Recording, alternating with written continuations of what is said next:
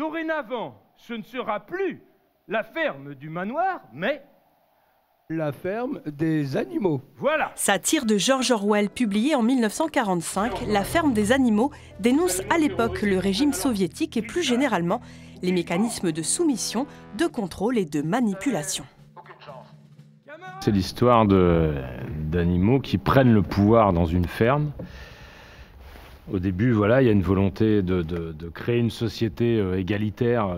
Et de manière sournoise, les cochons vont se mettre à réécrire l'histoire, les commandements, ils vont les modifier. Et ça, on est en plein dedans, tout le temps, sur le plan politique, de la part de nos chers dirigeants qui, à un moment, ont un discours avant d'être élus et qui, après, changent de discours.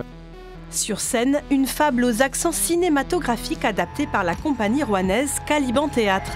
Ambiance Far West, projecteur Pani, bande originale jouée en direct. La bataille du moulin à vent. L'idée, c'était de partir de quelque chose de un peu comme le conteur, un peu western, un peu folk, voilà, et au fur et à mesure du texte, de dériver vers quelque chose de beaucoup plus grinçant et de flippant et voilà, d'oppressant.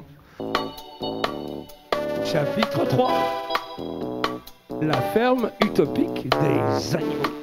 80 ans après sa première publication, La ferme des animaux continue de résonner dans un monde irrigué de fake news où cohabitent les réseaux sociaux et l'intelligence artificielle.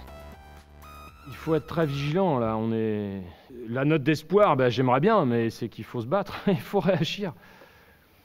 C'est pour ça que j'ai monté ce texte-là. Comment se battre? Déjà se mobiliser, s'informer, se mobiliser, et puis ne pas laisser les autres effectivement décider à notre place, quoi. C'est pas bête, cette idée de soulèvement. On ne sait pas quand ça aura lieu, mais faut peut-être s'y mettre.